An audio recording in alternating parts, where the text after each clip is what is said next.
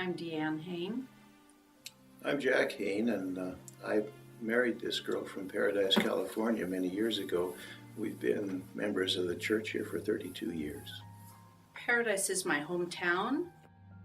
It's the very first place I ever lived, and it's the place I called home until we got married.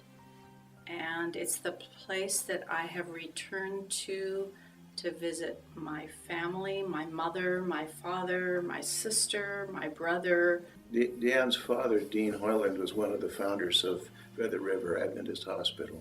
My father and 3 other physicians saw the need for a hospital in Paradise. I've been connected to the hospital, the school, the church since I was born. The first thing I heard was that my sister called me and said, well, I'm evacuating again. But as the story started coming in and we realized it was just with a sinking feeling that this is huge, this is bigger than anything we could have imagined, and our worst fears were realized. So we're talking of a town with 22,000 people in it, and of the homes there, 14,000 are gone. Maybe 1,300 or so are left standing, but even though standing, people don't have access to most of them. Her sister's home was spared miraculously, and yet her sister has not been able to be into her home yet, and it's been 2 months now. There, as you drive up to Paradise now, at the beginning of the town on the main road, there are 80 simple little crosses made of 2x4s beside the road, 88, I guess, to remind of those lives that didn't make it out. The devastation is hard to imagine until you drive up into town, and it's very disorienting because all the visual landmarks are gone. Half the businesses are burnt. You can just see forever because there's no homes, there's no fences, there are brick chimneys. That's the one visible thing left, and any masonry. Otherwise, it's just piles of rubble all over. We've visited Paradise twice now, and what surprised me is that the living things, some of them survived, and so actually there are still trees in Paradise, and the grass is coming up, and some of the bulbs are beginning to bloom, but everything man-made is pretty well gone. Many of the home owners whose houses are burned have done some sifting to look through and see if they can find anything, but frankly there's not much of any value to find. They find remnants, but nothing unscathed, even in fire safes.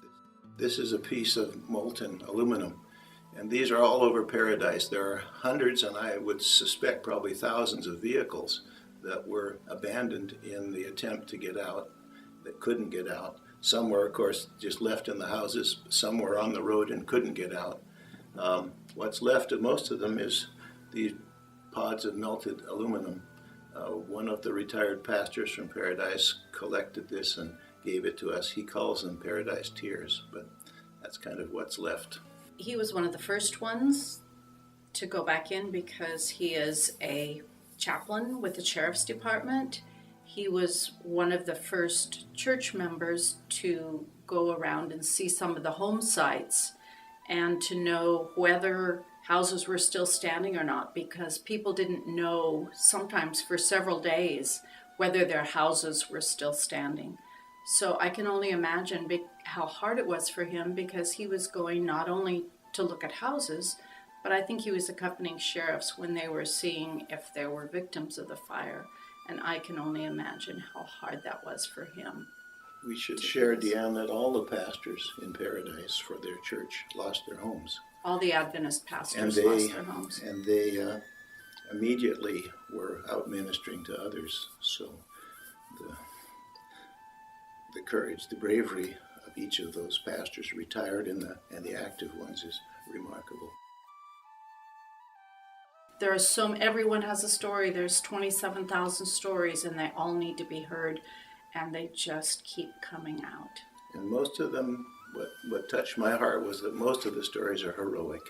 There are very few stories of bad things coming out. When humans, Adventist members, non-Adventist members, community members, when they're put to the test, bravery comes out and courage comes out, and so there's so many heroes. It's pretty much 27,000 hero stories that you can hear, and sometimes we just need to listen and let them tell their stories. One of the earliest ones we heard were some friends that actually Jack went to college with.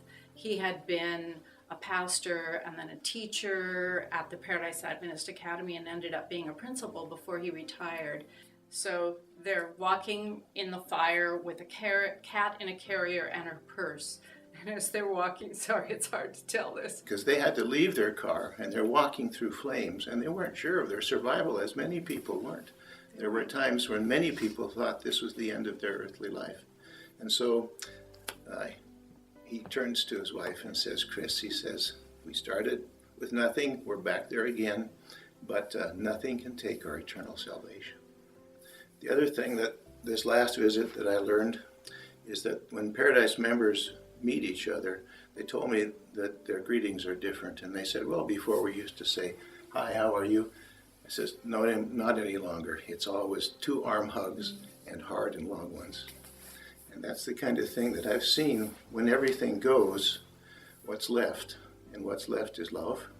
What's left is bravery, and kindness and openness has come so many times from so many people. And like I say, we can't share the thousands of stories, but we want to share the feeling that it has brought out the best in people.